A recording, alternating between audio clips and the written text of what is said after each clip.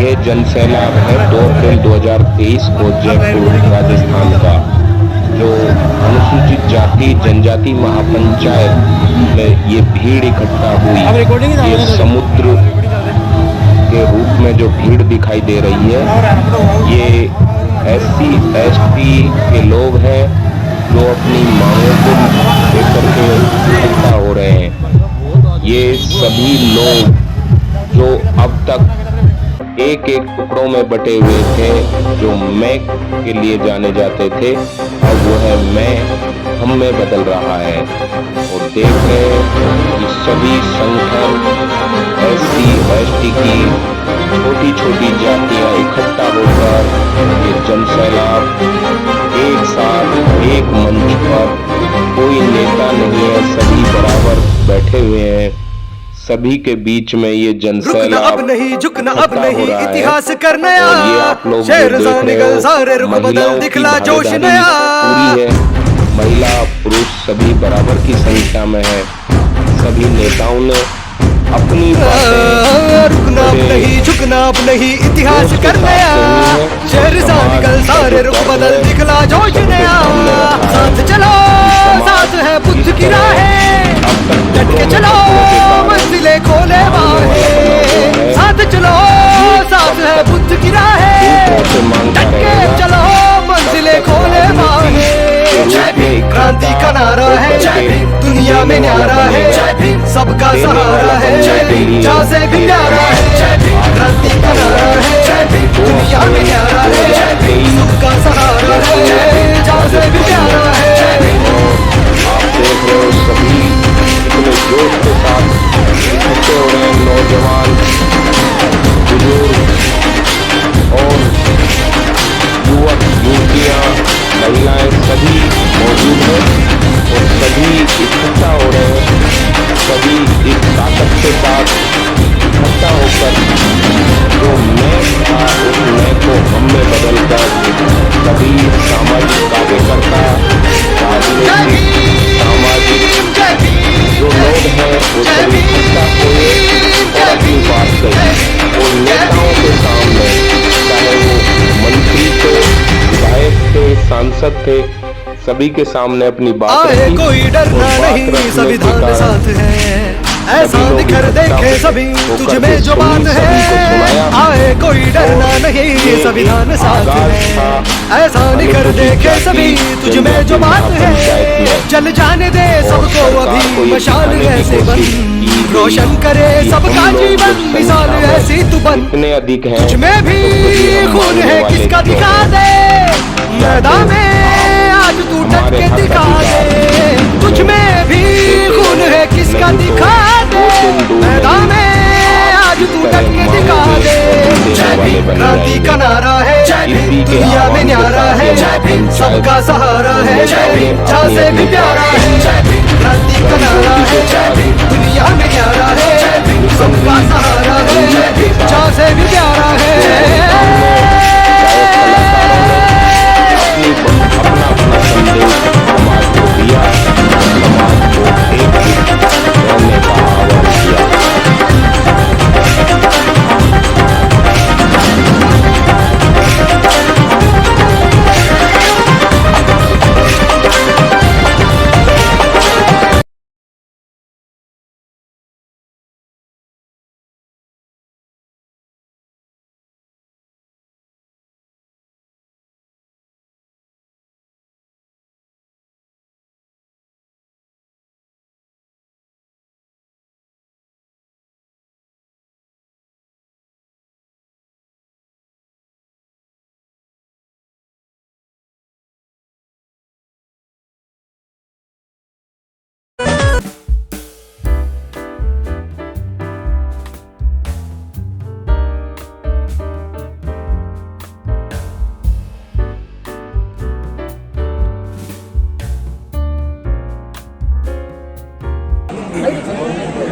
देखो समाज का तो कैसे क्या होगा, अभी देख लिया ना, आधी स्थिति तो ऐसी हो गई कि जो सच बोल रहे हैं वहां कह रहे हैं सर थोड़ा कम बोलना, धीरे बोलना, सरकार इनका मैसेज जाए।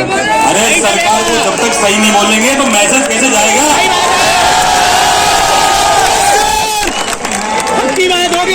अभी साथी आप आपस में कर रहे थे।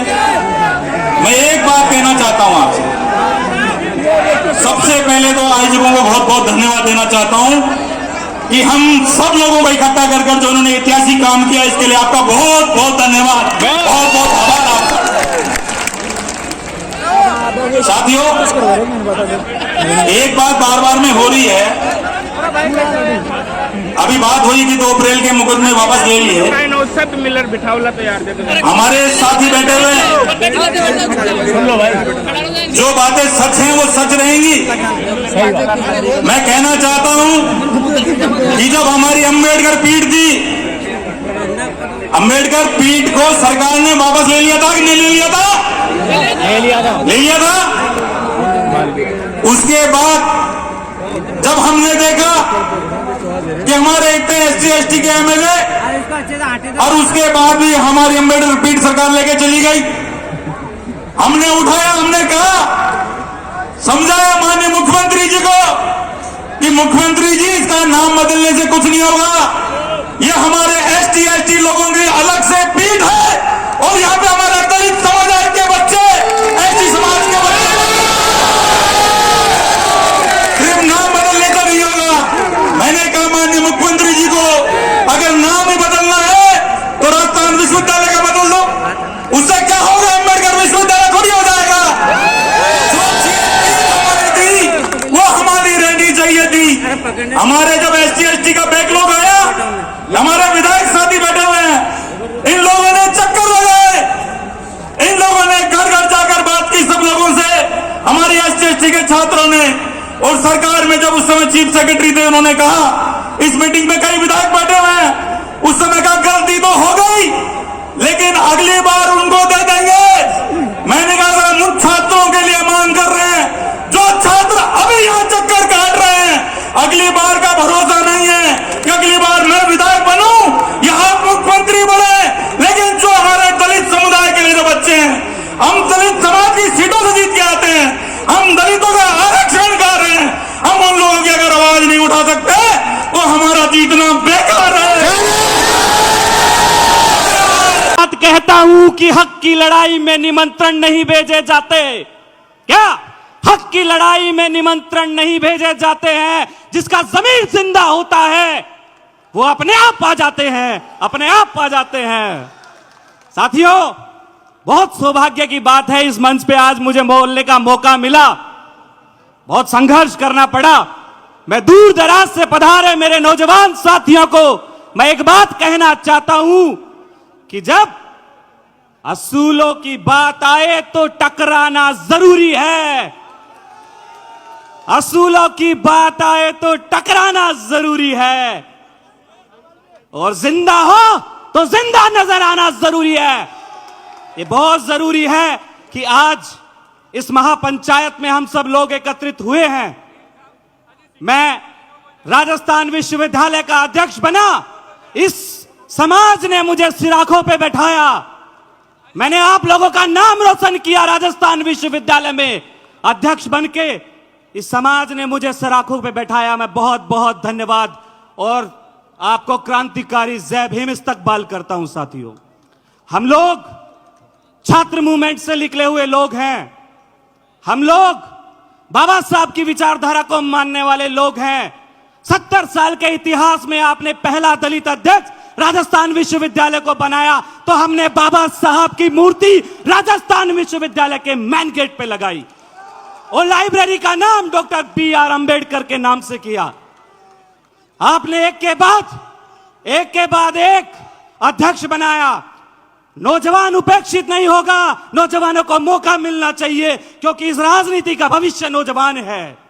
नौजवानों के लिए लड़ना पड़ेगा। मैं इस समाज से कहता हूं कि अगर नौजवानों को मौका नहीं मिलेगा, आप नेता तैयार नहीं करोगे, तो विचारधारा के लोग संसद और विधानसभा में कैसे जाएंगे? फिर वही गूंगे बहरे लोग विधानसभा में जाके आपकी बात पे मौन हो जाएंगे। वही लोग जो बाबा साहब अंबेडकर की फोटो लगा के कुर्सी डाल के संवैधानिक तरीके से संविधान को खत्म करने का काम करेंगे। लेकिन ये नौजवान जाग गया, ये समझ गया है, ये अब निठल्ले लोगों को संसद में और विधानसभा में नहीं भेजेगा। हम लड़ना भी जानते हैं और लड़के अपने अधिकार को ज़माना रुक गया तेरा ओही अंदाज देखण नूं, कलेजे तीर देखण नूं ते सिर ते ताज देखण नूं।